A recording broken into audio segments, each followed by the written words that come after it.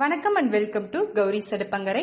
இன்னைக்கு நம்ம பார்க்க போறது பாத்தீங்கன்னா ரொம்பவே சூப்பரான சத்தான சுவையான பச்சைப்பயிறு வடை எப்படி செய்யறது அப்படின்னு தான் பார்க்க போறோம். வாங்க எப்படி செய்யறதுன்னு பார்க்கலாம்.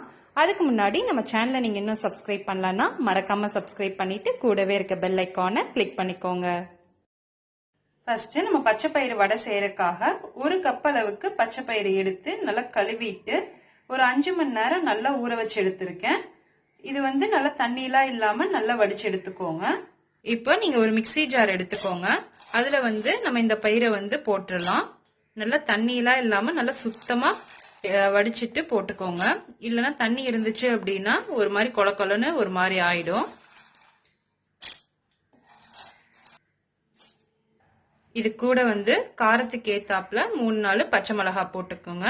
அடுத்தது ஒரு சின்ன துண்டு இஞ்சி நல்ல தோல்லாம் சீவிட்டு போட்டுக்கோங்க. இது கூடவே ஒரு டீஸ்பூன் அளவுக்கு சோம்பும் கூட சேர்த்திடலாம். இப்ப இத நல்லா கொரகொரப்பா அரைச்சிக்கலாம். ரொம்ப நைஸா அரைக்க வேண்டாம், கொரகொரப்பா அரைச்சுக்கோங்க. இது மாதிரி நல்லா கொரகொரப்பா அரைச்சு எடுத்துக்கோங்க. இப்ப இது மாதிரி ஒரு பாத்திரத்துல நம்ம அரைச்சு எடுத்திருக்கிறத போட்டுக்கோங்க. இது கூட நம்ம ஒரு 2 ஸ்பூன் அளவுக்கு அரிசி மாவு போட்டுக்கலாம். அப்பதான் நம்மளுக்கு வடை நல்லா கிறிஸ்பியா வரும். கூடவே ஒரு ஸ்பூன் அளவுக்கு கடலை மாவு சேர்த்திக்கோங்க.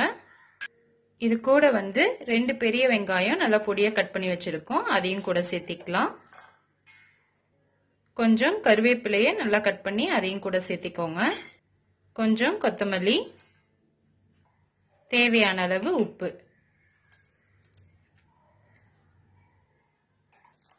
இப்ப இது எல்லாத்தையுமே நல்லா பிசைஞ்சுக்கலாம். தண்ணியே விட தேவையில்லை. இது அப்படியே நல்லா பிசைஞ்சு எடுத்துக்கோங்க.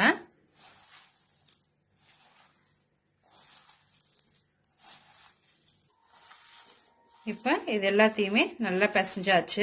இப்ப இதை சின்ன சின்ன உருண்டையா பிடிச்சி எடுத்துக்கலாம். இப்ப எல்லாத்தையும் நல்லா உருண்டை பிடிச்சி எடுத்துட்டு நம்ம எண்ணெயில போடும்போது நம்ம தட்டி போட்டுக்கலாம். இதே மாதிரி நம்ம எல்லாத்தையும் பிடிச்சி எடுத்துக்கலாம். இப்ப எண்ணெய் நல்லா காஞ்சிருச்சு. இப்ப இது மாதிரி நம்ம உருட்டி வச்சிருக்க உருண்டையை இது மாதிரி நல்லா தட்டி உள்ள ஒவ்வொன்னா போட்டுக்கோங்க.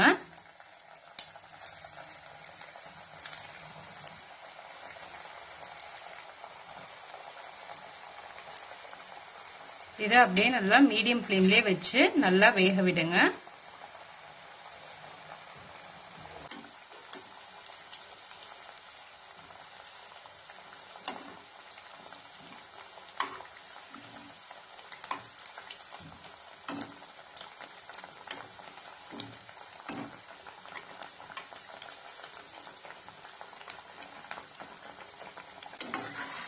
பாருங்க நல்லா கோல்டன் ப்ரௌன்ல நல்லா செவக்க வெந்துருச்சு.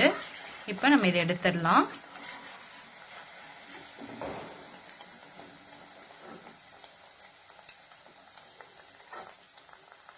அவ்வளவுதான், நம்ம பச்சைப்பயிறு வடை ரொம்பவே சூப்பரா ரெடி ஆயிருச்சு. இது மாதிரி நீங்களும் ட்ரை பண்ணி பாருங்க. ட்ரை பண்ணி பார்த்துட்டு எப்படி இருக்குங்கிறத கமெண்ட்ஸ்ல சொல்லுங்க. மறக்காம நம்ம சேனலை சப்ஸ்கிரைப் பண்ணிக்கோங்க.